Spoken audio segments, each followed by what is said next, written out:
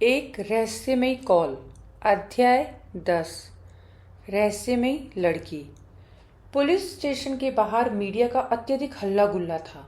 Richard ने बीच में आकर अपने हाथ ऊपर किए और मीडिया कर्मियों को इशारा किया कि वो प्रश्नों का उत्तर देने के लिए तैयार है। एक मीडिया कर्मी बोला, ये क्या हो रहा है? एक मासूम गृहिणी को पुलिस वालों ने किस बिना पर गिरफ्तार किया है? रिचर्ड बोला, अभी इन्वेस्टिगेशन जारी है और मैं अभी ये नहीं बता सकता कि हम उनसे क्या पूछताछ करेंगे। दूसरा मीडिया कर्मी बोला, परंतु ये तो बताइए कि आपके पुलिस वाले का अपहरण हो गया है और आप उसी की ही पत्नी को गिरफ्तार कर रहे हैं, इसका क्या मतलब है? रिचर्ड बोला, मैंने कहा ना कि अभी इन्वेस्टिगेशन चल रही है, परंतु मैं इतना बता सकता हूँ कि वो पुलिसकर्मी जो गायब है और उसकी पत्नी दोनों ही संदिग्ध है। हमें ऐसा शक है कि ये दोनों ड्रग माफिया से मिले हुए हैं और उन तक पुलिस की कार्रवाई की खबर पहुंचा देते हैं। मीडियाकर्मी एकदम से सख्ते में आ गए थे।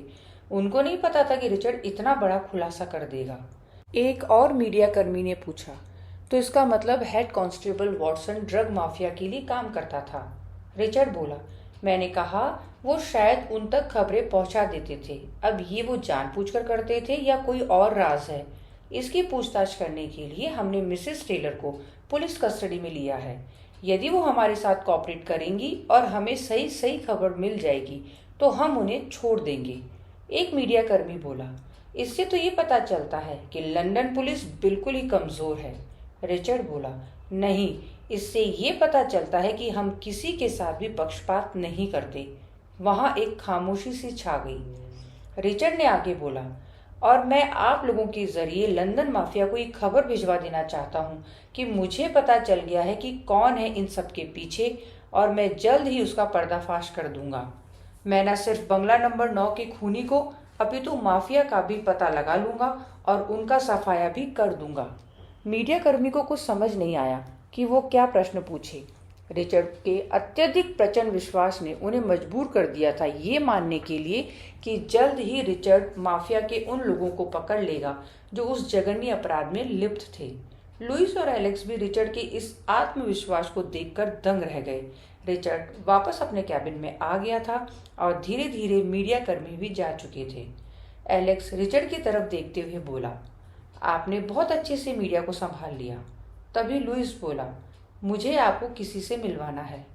रिचर्ड बोला, मिलवाओ। लुइस ने कांस्टेबल को इशारा किया और वो एक तकरीबन 50-55 वर्षीय व्यक्ति को लेकर उपस्थित हो गया। लुइस बोला, ये है बोरिस एलन, जिसको जॉनसन एलन की मृत्यु के बाद बंगला नंबर 9 मिल जाएगा। रिचर्ड और एलेक्स ने एक दूसरे की ओर देखा। उन दोनों को ही पता था कि लुइस को नहीं पता था कि वो रजिस्ट्री फ्रॉड थी। एलेक्स ने कुछ बोलना चाहा, परंतु रिचर्ड ने एलेक्स को हाथों से इशारा करके मना कर दिया। रिचर्ड ने बोरिस एलन को देखा। वो बहुत ही थका हुआ दिख रहा था और आंखें पूरी तरह से लाल प्रतीत होती थी। उसने बहुत दिनों से शेव भी नहीं बनाई थी, इसीलिए उसकी दाढ़ी और मूंछ भी बहुत ही बेढंगी तरीके से बढ़ी हुई थी। उसके हाथ और पैर कंपन कर रहे थे। उसको लगता था कि ड्रग्स की बहुत ही बुरी लत पड़ चुकी थी। रिचर्ड ने उससे पूछा, तुम्हारा नाम क्या है? बोरिस एलन बोला। बोरिस। उसकी भाषा अस्थिर थी। रिचर्ड ने पूछा, तुम बंगला नंबर 9 में क्या देखभाल करते थे? बोरिस अटकते अटकते बोला, जो भी मिस्टर जॉनसन एलन और मिसेस ट्रस्ट बोलती थी। रिचर्ड ने पूछा, वो क्या क्या बोलते थे? बोरिस बहुत ही हाँफ रहा था और हाँफते हुए बोला, सबसे ज्यादा तो उन डैफोडिल पेड़ों की देखभाल करनी होती थी। लंबी सांस भरते हुए वो आगे बोला, वो 12 हफ्तों में पूरे खिल जाते थे, फिर उनको उखाड़कर नए पौधे लगाने होते थे। बोरिस बहुत ज्यादा पसीने पसीने हो रहा था। उसकी सांसें भी अटक रही थी। वो जमीन पर बैठ गया। उसको शायद 1 या 2 दिन से ड्रग्स नहीं मिले थे और उसकी बॉडी रिएक्ट कर रही थी। तभी रिचर्ड ने एलेक्स से पूछा, वो हमने जो बोट में नमक रूपी ड्रग की खेप पकड़ी थी वो कहाँ है? एलेक्स बोला, मैंने उसे हमारे पास ही के एक गोडाउन में बंद करवा रखा है। रिचर्ड बोला, उसमें से 3-4 शैशे मंगवाओ जल्दी। एलेक्स बोला, ठीक है। एलेक्स ने एक कांस्टेबल को बोल दिया और वो जल्दी ही शैशे लेकर भी आ गया। रिचर्ड ने उन 4 शैशों में से एक बोरिस एलन को दे दिया। बोरिस ने उस शैशे को ऐसे झपटा जैसे कोई प्यासा व्यक्ति पानी को झपटता है। उसने वो पूरा शैशे एक ही बार में खा लिया। बोरिस के चेहरे पे सुकून आ गया। उसके हाथ और पैरों के कंपन बंद हो गए थे। उसकी भाषा भी काफी सही हो गई थी। बोरिस ने रिचर्ड को बहुत ही स्नेह भरी नजरों से देखा। उसको नहीं पता था कि कोई पुलिस वाला उसकी इतनी मदद कर सकता था। रिचर्ड ने बहुत ही मृदु भाव से पूछा, उन डैफोडिल पौधों को क्यों उखाड़ना होता था? बोरिस बोला, मिसेस लक्ष्मी ट्रस्ट उन पर कुछ ना कुछ एक्सपेरिमेंट करती रहती थी। रिचर्ड बोला, इन पौधों की बड़ी खेप कहाँ थी? बंगले पर तो कुछ ही पौधे थे। बोरिस बोला, बाकी तो एंड्रयू कार्लसन के फार्म हाउस पर थे। वहां तो बहुत ही सारे डैफोडिल थे। बोरिस की बोली अब थोड़ी सामान्य थी। उस नमक रूपी ड्रग ने उस पर बहुत ही अच्छा प्रभाव डाल दिया था। रिचर्ड समझ गया था कि जॉनसन एलन और लक्ष्मी ट्रस्ट इसको ड्रग्स दे देकर इससे सारा काम करवाते थे। ऐसा प्रतीत होता था कि उन्होंने इस नमक रूपी ड्रग्स का एक्सपेरिमेंट इस बोरिस एलन से ही शुरू किया। उन्होंने देख लिया कि कैसे इस ड्रग का एडिक्ट ड्रग के लिए कुछ भी कर जाएगा। रिचर्ड भी अब इस ड्रग के कुप्रभाव को साक्षात देख रहा था। रिचर्ड ने आगे पूछा, अच्छा तो तुम इन्हें उखाड़कर फिर नए बीज उगाते थे? बोरिस बोला, हाँ, बेसमेंट से बीज ले लेता था। वहाँ हमने बहुत से बीज रखे थे। बाकी तो घर की साफ सफाई करता था। रिचर्ड बोला, और वो लॉकर जो फर्स्ट फ्लोर पर था उसमें क्या था? बोरिस बोला, मिसेस लक्ष्मी ट्रस्ट अपने एक्सपेरिमेंट्स की कॉपी उसमें रखती थी और पता नहीं लॉकर को कबाड़ से भर रखा था। रिचर्ड बोला, तुम बोल रहे थे बेसमेंट? मेरे ख्याल से तुम ग्राउंड फ्लोर की ही बात कर रहे हो, क्योंकि उस बंगले में कोई बेसमेंट नहीं है। बोरिस बोला, सर मैं बेसमेंट बोल रहा हूँ, वो जो सीढ़ियाँ फर्स्ट फ्लोर पर जाती हैं और आधे में ही जहाँ रुकती है। रिचर्ड बोला, क्वार्टर लैंडिंग यानी मिडवे पटल। बोरिस बोला, हाँ, वहाँ पर यदि आप रेलिंग पकड़कर जोर से कूदेंगे तो सामने बेसमेंट का दरवाज़ा खुल जाएगा। रिचर्ड बोला, क्या? वो फौरन खड़ा हो गया और एलेक्स से बोला, गाड़ी निकालो। रिचर्ड फौरन ही बंगले नंबर 9 पर पहुंचा। वहां तेजी से फर्स्ट फ्लोर पर जाने वाली सीढ़ी पर चढ़ा और आधे रास्ते में जहां थोड़ा टर्न के लिए लंबी सीढ़ी थी, क्वार्टर लैंडिंग, वहीं पर वो रेलिंग को पकड़कर जोर से कूदा। उसे 2 या 3 बार कूदना पड़ा और उसकी पैंट की दाहिनी जेब से रखा लाइटर गिर गया, परंतु उसने देखा कि सामने एक दरवाजा खुल गया। रिचर्ड और एलेक्स दोनों के ही आश्चर्य की सीमा न रही। रिचर्ड को समझ आ गया, इसलिए ही वो अल्फा कॉम्बैट वहां गिर गई होगी। वो अपराधी उस दिन जल्दी जल्दी में बेसमेंट का दरवाजा खोलने के लिए सीढ़ियों के इस मध्य पटल पर कूदा और उसकी पिस्तौल गिर गई। रिचर्ड फौरन सीढ़ियों से नीचे उतरा और सामने उस बेसमेंट में अंदर घुस गया। एलेक्स भी उसके पीछे था और बोरिस एलन भी। रिचर्ड बेसमेंट में नीचे पहुंचा और वहां काफी अंधेरा था। बोरिस ने लाइट का स्विच दबा दिया और वहां पर्याप्त रोशनी हो गई। रिचर्ड को दिखा उस बेसमेंट में एक तरफ बहुत से बीज रखे थे, दूसरी तरफ एसिड और तरह तरह के यंत्र और केमिकल, साथ ही बहुत ही सारी किताबें। लगता था कि लक्ष्मी ट्रस्ट यहीं पर रहती थी। रिचर्ड आगे गया तो एक बड़ी टेबल पर उसे बहुत सी चिट्ठियां मिली। वो सारी चिट्ठियां सारा टेलर ने यूनिवर्सिटी से लिखी थी और उन सब पर अलग अलग एड्रेस थे। एक एड्रेस मरियाना का भी था। रिचर्ड समझ गया ये चिट्ठियां एक दिखावा थी। इससे सारा ये बताती थी कि कौन कौन से लोगों को ड्रग सप्लाई करनी है। एलन मैन्युफैक्चरिंग की फैक्ट्री जो स्कॉटलैंड में थी, वहां से ड्रग्स लंदन के गोडाउन में आ जाता था और वहां से किस किस को देना है ये सारा टेलर जॉनसन एलन को इन चिट्ठियों से बताती थी। यदि ये चिट्ठियां पकड़ी भी जाए तो भी इनमें सिवाय किन्हीं लोगों के एड्रेस के और कुछ नहीं था। रिचर्ड ने बेसमेंट के आखिरी तक का निरीक्षण किया और वहां पर भी लोहे की सीढ़ियां थी।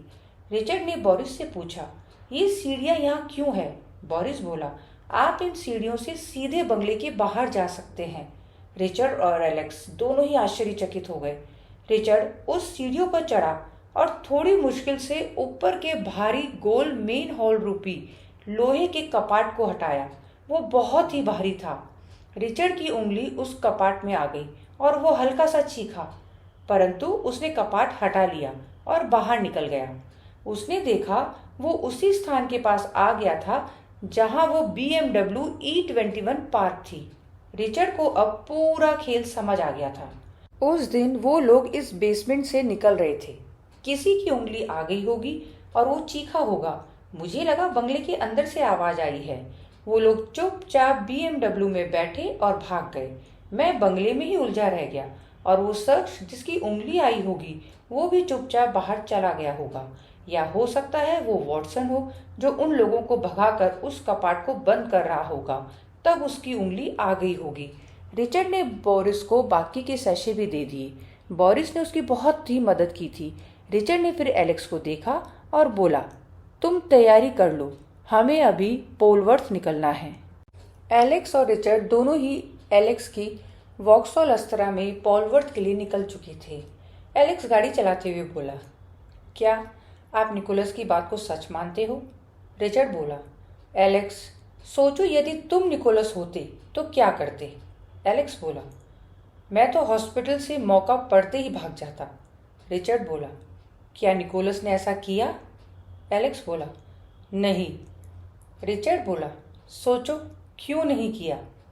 एलेक्स बोला, कुछ समझ नहीं आ रहा। रिचर्ड बोला, वो इसीलिए क्योंकि वो मुझे नहीं मार पाया। अब यदि माफिया के पास जाएगा तो उन्हें पता चलेगा कि वो असफल रहा तो वो उसे मार डालेंगे, क्योंकि वो उनके सभी राज को जानता है। इसलिए अच्छा क्या है, एलेक्स बोला, कि सच बोल दो ताकि लंदन पुलिस उन लोगों को पकड़ ले। रिचर्ड बोला, हाँ, क्योंकि अभी तुम्हारे और मेरे अलावा किसी को नहीं पता कि निकोलस कहाँ है। माफिया को जब तक पता लगेगा तब तक शायद हम उन सभी को पकड़ लें। एलेक्स बोला, इसीलिए निकोलस हमारे साथ कॉपरेट कर रहा है।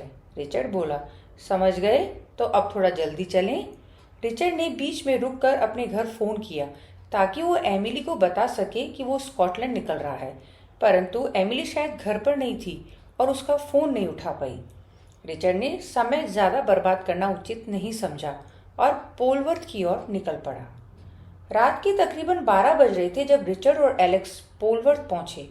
वो उस मकान पर पहुंच चुके थे। रिचर्ड ने देखा कि वो एक तकरीबन 300 गज में फैला मकान है और एक ही मंजिल का मकान है। रिचर्ड और एलेक्स सावधान कदमों से मकान के अंदर गए। मकान में कोई भी रोशनी नहीं थी। इसका मतलब सब लोग सो रहे थे, यदि कोई उस मकान में होगा तो। रिचर्ड और एलेक्स को एक खिड़की दिखी और एलेक्स ने थोड़ा सा दम लगाकर उस खिड़की को खोल लिया। रिचर्ड और एलेक्स मकान के अंदर घुस गए थे। वहां घूप अंधेरा था। रिचर्ड ने अपने लाइटर से थोड़ी रोशनी की और देखा वो लोग एक लिविंग रूम में थे। पास ही में किचन था। उस लाइटर के धीमे प्रकाश में वो दोनों यहाँ वहां घूम रहे थे। उन लोगों ने एक रूम का दरवाजा खोला। उस रूम के अंदर बिस्तर पर कोई व्यक्ति सो रहा था। रिचर्ड ने एलेक्स की ओर देखा और उन्होंने एक दूसरे को आंखों ही आंखों में इशारा किया। रिचर्ड ने स्विच बोर्ड ढूंढा और लाइट ऑन कर दी थी। वहां जगमग प्रकाश हो गया। एलेक्स ने उस सोए हुए व्यक्ति पर अपनी पिस्तौल तान दी और चिल्लाया, हैंड्स अप। वो व्यक्ति एकदम से सकते में आ गया और बेतहाशा उठकर बिस्तर पर बैठ गया। उसके सामने 2 पुलिस वाले लंदन पुलिस की वर्दी में खड़े थे। रिचर्ड और एलेक्स ने देखा वो एक 60-65 वर्षीय बुजुर्ग व्यक्ति था। वो एकदम से घबरा गया था। रिचर्ड ने उस पर अपनी बंदूक ताने रखी और एलेक्स को इशारा किया। एलेक्स बाकी पूरे घर में जल्दी से घूमकर आ गया। उसने हर जगह रोशनी कर दी थी। एलेक्स ने रिचर्ड को सर हिलाकर बताया कि वहां और कोई नहीं था। वो बुजुर्ग घबरा गया था। रिचर्ड ने अपनी पिस्तौल अंदर रख ली। एलेक्स ने अभी भी अपनी पिस्तौल हाथ में ही रखी थी। वो लोग कोई भी चांस लेना नहीं चाहते थे। रिचर्ड ने बुजुर्ग को सहारा देकर उठाया और लिविंग रूम में सोफे पर बैठा दिया। रिचर्ड ने पानी भरकर एक गिलास उनको पिला भी दिया। वो अब थोड़ा सामान्य हो गए थे। रिचर्ड बोला, मैं इस अचानक से हुई रेड के लिए माफी चाहता हूँ। हमें कुछ खबर मिली थी पर लगता है हमें गुमराह किया गया था। बुजुर्ग बोला, कोई बात नहीं। रिचर्ड बोला, आपका नाम क्या है? बुजुर्ग बोला, क्रैग स्मिथ। रिचर्ड बोला, ठीक है, आप आराम कीजिए। मुझे लगता है कि जिसने हमें यहाँ की टिप दी उसने हमें मूर्ख बना दिया। बुजुर्ग बोला, कोई बात नहीं, मुझे लगा अलेक्जेंडर ने कुछ गड़बड़ कर दी है। पहले भी एक बहुत खतरनाक व्यक्ति हमारे घर आ गया था, तब से मैं जल्दी ही घबरा जाता हूँ। रिचर्ड को थोड़ा आश्चर्य हुआ। वो बोला, ये अलेक्जेंडर कौन है और कौन आदमी आपको परेशान कर रहा है? क्रैग धीरे धीरे खड़ा हुआ और धीमे कदमों से चलते हुए एक एल्बम लेकर आ गया। उसने वो एल्बम रिचर्ड को दे दिया। रिचर्ड ने कुछ फोटोग्राफ्स पलटी और उसे एक परिचित चेहरा दिखा। क्रैग बोला, ये अलेक्जेंडर है। रिचर्ड की आंखें खुली की खुली रह गई। उसे लग रहा था कि निकोलस ने उसे गुमराह कर इतना दूर स्कॉटलैंड भेज दिया है, परंतु अब अलेक्जेंडर की तस्वीर देख रिचर्ड की बाँछें खुल गई। निकोलस ने झूठ नहीं बोला था। रिचर्ड ने एलेक्स को इशारे से बुलाया और वो अलेक्जेंडर की तस्वीर उस एल्बम में से निकालकर उसे दी। रिचर्ड बोला, अलेक्जेंडर ही वो दूसरा सिक्योरिटी गार्ड है जो मुझे बंगला नंबर 9 पर मिला था। एलेक्स की आश्चर्य की सीमा न रही। रिचर्ड बोला, अलेक्जेंडर, आपका क्या लगता है? क्रैग बोला, वो मेरा पोता है, सिर्फ 25 साल का। रिचर्ड बोला, परंतु आपने कहा कोई खतरनाक व्यक्ति आया था और आपको परेशान कर रहा था।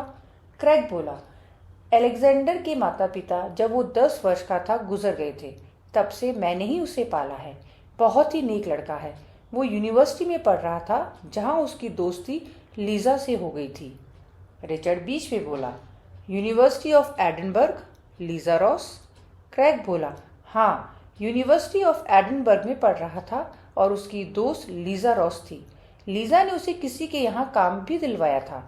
अच्छे पैसे मिलते थे, परंतु कुछ दिनों पहले एक भारतीय मूल का आदमी आया। उसने मेरे सामने उसे खूब मारा और बोला कि लीजा का साथ दिया तो वो मुझे मार डालेगा। तब से अलेक्जेंडर दुखी रहने लगा। अब पिछले कुछ दिनों से वो गायब हो गया है। क्रैग जोर जोर से रोने लग गया। रिचर्ड ने उसे कस के गले लगाया और उसे पानी पिलाया। रिचर्ड बोला, आप चिंता मत करो। रिचर्ड सोच में पड़ गया। भारतीय मूल का व्यक्ति, कहीं विजय तो नहीं था? जब तक क्रैग संभल रहा था, रिचर्ड ने एल्बम आगे देखना शुरू किया। रिचर्ड की आंखें एक फोटो पर अटक गई। उसने एलेक्स को वो फोटो एल्बम में से निकालकर दिखाई। रिचर्ड बोला, ये देखो, लीजा रॉस, अलेक्जेंडर और वो पहला वाला सिक्योरिटी गार्ड, तीनों एक साथ।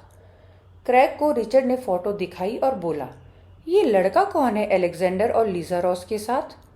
क्रैग ने फोटो को अपने कांपते हाथों से उठाकर देखा और बोला, ये स्टीवर्ट है, इन दोनों का दोस्त। रिचर्ड बोला, ये भी उसी यूनिवर्सिटी में पढ़ता है? क्रैग बोला, नहीं, ये कहीं नहीं पढ़ता। ये Carlson marine and transport company में ट्रक ड्राइवर है। रिचर्ड बोला, मैं ये फोटो अपने पास रख लूं? क्रैग ने हामी में सर हिला दिया। रिचर्ड ने लीजा रॉस, अलेक्जेंडर और स्टीवर्ट की तस्वीर अपने पास रख ली। रिचर्ड क्रैग से बोला, आप चिंता मत करो, आपके पोते को, इस लड़की को और स्टीवर्ट को कुछ नहीं होगा। रिचर्ड और एलेक्स वहां से निकल गए। रिचर्ड ने गाड़ी में बैठते हुए एलेक्स को बोला, कुछ समझ नहीं आ रहा, ये अलेक्जेंडर यदि लीजा रॉस का साथ दे रहा था तो वो सिक्योरिटी गार्ड के रूप में क्यों था, और इसने मुझे मारने की सुपारी निकोलस को क्यों दी? एलेक्स बोला, हो सकता है अलेक्जेंडर को कोई मजबूर कर रहा हो। वो क्रैग बोल तो रहे थे। रिचर्ड ने बोला, परंतु फिर स्टीवर्ट और लीजा वो क्यों मजबूर हैं? एलेक्स बोला, कुछ खास समझ नहीं आ रहा, अब क्या करना है? रिचर्ड बोला, मुझे एक बार उस विजय की तस्वीर और डिटेल्स चाहिए। मैं क्रैग को दिखाना चाहता हूँ कि कहीं विजय ही तो वो आदमी नहीं जो उनके पोते को धमका रहा था। एलेक्स बोला, ठीक है, मैं गाड़ी एलन मैन्युफैक्चरिंग ले लेता हूँ, वो यहाँ से ज़्यादा दूर नहीं है। हम उसके ऑफिस से विजय की डिटेल्स ले लेंगे। रिचर्ड ने हामी में सर हिलाया और गाड़ी में बैठ गया। रिचर्ड बोला, एलेक्स, इससे पहले हम एलन मैन्युफैक्चरिंग जाए, मुझे किसी फ़ोन बूथ पर ले चलो। मैंने एमिली से बात नहीं की है, उसको नहीं पता कि मैं स्कॉटलैंड आ चुका हूँ, उसे मेरी चिंता हो रही होगी। एलेक्स बोला, ठीक है। जब हम आ रहे थे तब यहीं पास ही में मैंने एक टेलीफोन बूथ देखा था, मैं आपको वहाँ ले चलता हूँ। एलेक्स ने गाड़ी फ़ोन बूथ की तरफ ले ली। रिचर्ड गाड़ी से उतरा और फ़ोन बूथ से अपने घर पर फ़ोन किया, पूरी घंटी कई बार जाने के बाद भी फोन नहीं उठ रहा था। रात के 1:45 एमिली फोन नहीं उठा रही थी। रिचर्ड को बहुत घबराहट होने लगी। रिचर्ड ने तुरंत मेलविन को फोन लगाया। मेलविन रिचर्ड के घर के पास ही रहता था। मेलविन ने थोड़ी देर में फोन उठा लिया और आलस्य भरे स्वर में बोला, हेलो। रिचर्ड बोला, मेलविन तुम फौरन मेरे घर जाओ। मेलविन बोला, Richard sir? Yes sir. Richard बोला, एमिली फ़ोन नहीं उठा रही, मुझे कुछ शंका हो रही है, तुम वहाँ जाओ और जब तक मैं दोबारा फ़ोन ना करूँ वहीं रहना। मेलविन बोला, सर मैं अभी जाता हूँ, मेरी दुकाती हवा से बातें करती है। रिचर्ड बोला, मैं 1 घंटे में फिर से फ़ोन करूँगा, तुम मेरे घर पर ही रुकना, एमिली का ध्यान रखना। मेलविन बोला, सर बिल्कुल। रिचर्ड ने फ़ोन काट दिया और एलेक्स के साथ कार में बैठ गया। जल्द ही एलेक्स ने गाड़ी एलएम मैन्युफैक्चरिंग की फैक्ट्री की तरफ ले ली थी। वो कुछ ही देर में वहां पहुंच चुके थे। इस वक्त रात के 1 बज रहा था और पूरा रास्ता सुनसान था। एलएम मैन्युफैक्चरिंग के बाहर कोई गार्ड नहीं था। रिचर्ड और एलेक्स को थोड़ा आश्चर्य तो हुआ। रिचर्ड को पता था कि यहाँ कुछ तो गड़बड़ थी। रिचर्ड और एलेक्स धीरे धीरे आगे बढ़े और अंदर चले गए। वो धीरे धीरे मेन ऑफिस पर पहुंच गए, जहां उस वक्त कुछ लोग मौजूद लग रहे थे। रिचर्ड और एलेक्स धीरे धीरे उस कमरे की तरफ पहुंचे और अंदर झांकने ही वाले थे कि उनकी पीठ पर किसी पिस्तौल की नली का उन्हें आभास हुआ और एक बहुत खूंखार आवाज ने बोला, कोई गलत हरकत मत करना, तुम्हारी जान जा सकती है, हाथ ऊपर करो और पलटो। दोनों धीरे धीरे हाथ ऊपर करके पलट गए। रिचर्ड और एलेक्स दोनों के ही होश उड़ गए। उनके सामने खड़ा था हेनरी वॉल्टर। उसके दोनों हाथों में अल्फा कॉम्बैट थी, जो उसने रिचर्ड और एलेक्स की तरफ मोड़ रखी थी। उसके साथ ही खड़ी थी सारा वॉल्टर। हेनरी वॉल्टर ने हाथ का इशारा किया और उन दोनों को रूम के अंदर जाने के लिए बोला। रिचर्ड और एलेक्स रूम में आ गए।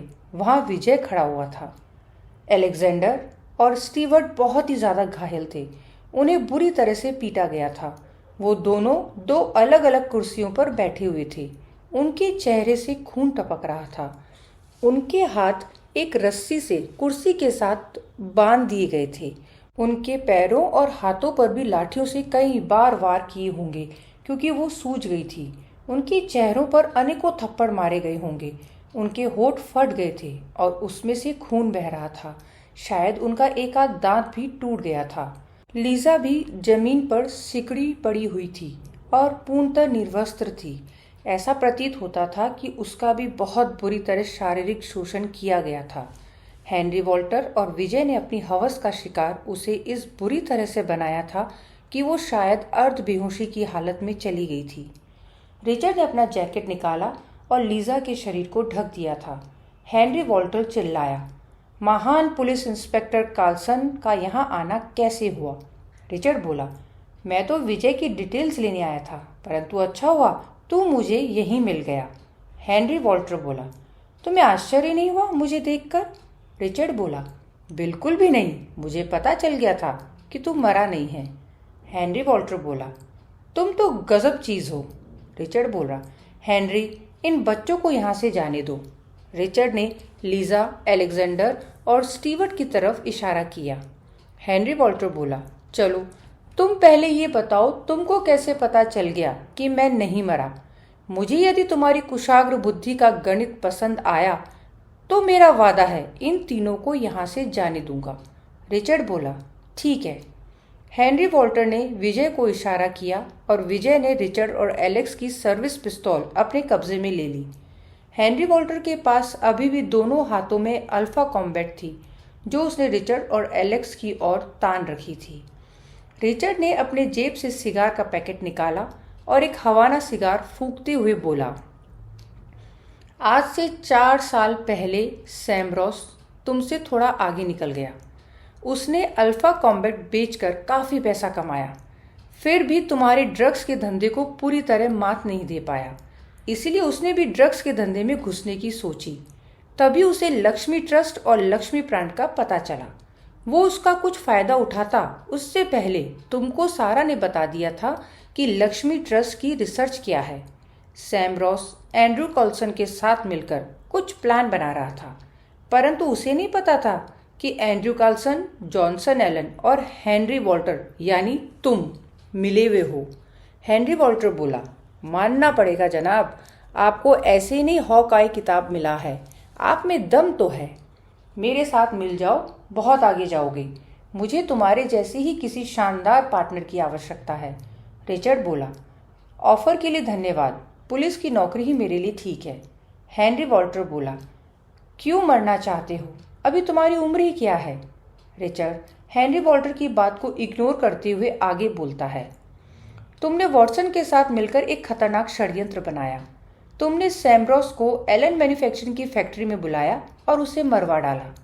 तुमने ये दिखाया कि हेनरी वॉल्टर मर गया है। इससे तुम सैम्ब्रोस के जो वफादार लोग थे उनसे आर्म्स का धंधा करवाते थे और ड्रग्स का धंधा तुम Johnson Allen, Lakshmi trust, Andrew Coulson सब मिलकर करते थे। हेनरी वॉल्टर बोला, अति सुंदर रिचर्ड, तूने दिल खुश कर दिया। तुझे तड़पा के नहीं मारूंगा, सीधे सरल मौत दूंगा। रिचर्ड ने फिर हेनरी की बात को इग्नोर करते हुए कहा, साथ ही तूने लीजा रॉस को अपने साथ मिला लिया। वो लोगों से मिलती तो लोगों को शक भी नहीं होता था कि सैम रॉस मर गया है, परंतु तुझे नहीं पता था कि लीजा रॉस। हेनरी रिचर्ड की बात पूरी करने से पहले चीखा, ये बहुत कमीनी औरत है, इसके साथ तो जितना बुरा किया जाए उतना कम है। रिचर्ड ने फिर भी उसे इग्नोर करते हुए बोला, लीजा तेरे साथ सिर्फ अपने पिता का बदला लेने के लिए जुड़ी थी। उसने तेरे साथ रहकर पता लगा लिया कि तू कैसे नमक का रूप देकर ड्रग्स को चारों तरफ फैला रहा है। मरियाना तक को आसानी से ड्रग्स मिल रहे थे। लीजा ने फोर्ब्स को सब बता दिया और एंड्रू कॉल्सन का ट्रक पकड़ा गया। हेनरी बोला, हाँ, और इसने अपने इन दोनों दलालों को भी हमारे यहाँ नौकरी दिलवाई। ये लोग भी दगाबाज थे। रिचर्ड बोला, तूने जॉनसन एलन और लक्ष्मी ट्रस्ट को क्यों मार दिया? तुझे उनसे इनसिक्योरिटी हो गई थी? शायद वो उस शख्स से मिल लिए थे जो सुपर बॉस था, जो किसी के सामने नहीं आया था। हेनरी वॉल्टर बोला, जॉनसन एलन और लक्ष्मी ट्रस्ट को लगने लगा था कि वो दोनों मुझे आराम से साफ कर देंगे। उन लोगों ने प्लान बनाया कि ड्रग्स का सारा काम तो वो ही कर रहे हैं, उन्हें मेरी क्या ज़रूरत। इस लड़की लीजा रॉस ने उन्हें खूब भड़काया। उस दिन हम लोगों ने बंगला नंबर 9 में मीटिंग का प्लान बनाया था। रिचर्ड बोला, हाँ, लीजा रॉस के दोनों सहयोगी इसीलिए सिक्योरिटी गार्ड का ड्रामा कर रहे थे ताकि तुम्हारी मीटिंग में खलल न पड़े। हेनरी वॉल्टर बोला, हाँ, जॉनसन एलन, लक्ष्मी ट्रस्ट बोल रहे थे कि वो लीजा रॉस के साथ मिलकर आसानी से ड्रग का धंधा संभाल सकते हैं। मेरे ही धंधे से मुझे निकालना चाहते थे। रिचर्ड बोला, इसीलिए उस सुपर बॉस के आने से पहले ही तूने इन दोनों को बुरी तरह से मार दिया। हेनरी वॉल्टर बोला, नहीं, मेरा ऐसा इरादा नहीं था, पर इस कमबख्त लीजा ने तुम्हें बुला लिया। वो मूर्ख वॉटसन तुम्हें रोकने के बदले खुद तुम्हारे साथ आ गया, इसलिए मैंने लीजा से दरवाज़ा खुलवाया और तुम्हें वहाँ से भगाने के लिए कहा। वैसे मैंने गलती कर दी थी। रिचर्ड बोला, हाँ, क्योंकि लीजा यही चाहती थी। उसे लगा था कि मैं पुलिस फोर्स लेकर आऊँगा, परंतु मैं आया वॉटसन के साथ, वो घबरा गई। हेनरी वॉल्टर बोला, हाँ, तुम्हारे जाते ही सुपर बॉस आ गए, परंतु अब समय नहीं था। हमने उन दोनों मूर्खों को मारा, परंतु इस सब में वो लीजा बेसमेंट के रास्ते से भाग गई। रिचर्ड बोला, मैं भी तब तक आ गया। वो पहले वाला सिक्योरिटी गार्ड भी भागना चाहता था, परंतु शायद वॉटसन ने उसे पकड़ लिया, परंतु लीजा शायद भाग गई होगी। हेनरी वॉल्टर बोला, हाँ, हम लोग भी बहुत जल्दी वहां से भागे, परंतु तुम आ गए। हम सब बेसमेंट के उस दूसरे रास्ते से जो कार पार्किंग के पास खुलता है वहीं रुक गए और उस दूसरे सिक्योरिटी गार्ड को बोला कि तुम्हें उलझाए रखे। उसने वैसा ही किया। हम मौका पड़ते भाग गए। वॉटसन को हम वहीं छोड़ गए। रिचर्ड बोला, क्या? हेनरी वॉल्टर बोला, हाँ, प्लान था कि वॉटसन चुपचाप बेसमेंट के रास्ते वापस से बंगले में जाएगा और ऐसा दिखाएगा कि वो बालकनी से अंदर घुसा था, परंतु वॉटसन उस पत्थर को जो बेसमेंट के कार पार्किंग एरिया में था हटाने के चक्कर में चोटिल हो गया। तुमने उसकी चीख की आवाज़ सुनी और तुम बंगले के आसपास पहुंच गए। अब यदि वॉटसन वहां जाता तो तुम्हारी पार की नज़र से नहीं बच सकता था, इसीलिए वो भी वहां से भाग गया। रिचर्ड बोला, अब तुम इन बच्चों को छोड़ दो। हेनरी वॉल्टर जोर जोर से हंसने लगा और बोला, तुम शातिर हो रिचर्ड, परंतु मैं तुम्हारी स्टोरी से पूरी तरह से खुश नहीं हुआ, इसीलिए इन बच्चों को तो मरना ही पड़ेगा। हाँ, तुम्हें मारने में मुझे थोड़ा दुख होगा। तुम्हारे जैसा शातिर आदमी हमारे साथ होता तो कुछ और ही बात होती। हेनरी वॉल्टर ने अपनी अल्फा कॉम्बैट रिचर्ड की तरफ पॉइंट कर दी। विजय ने एलेक्स को अपनी गन पॉइंट पर रखा हुआ था। अलेक्जेंडर, स्टीवर्ट और लीजा तीनों ही रिचर्ड को एकटक देख रहे थे। उन्हें उम्मीद ही नहीं थी कि रिचर्ड उन्हें बचाने वहां आ सकता था। उनको तो लगा था कि हेनरी वॉल्टर के हाथों उन्हें एक बहुत क्रूर मौत मिलने वाली है, परंतु अभी भी कुछ ज्यादा नहीं बदला था। रिचर्ड तो खुद हेनरी वॉल्टर के निशाने पर था।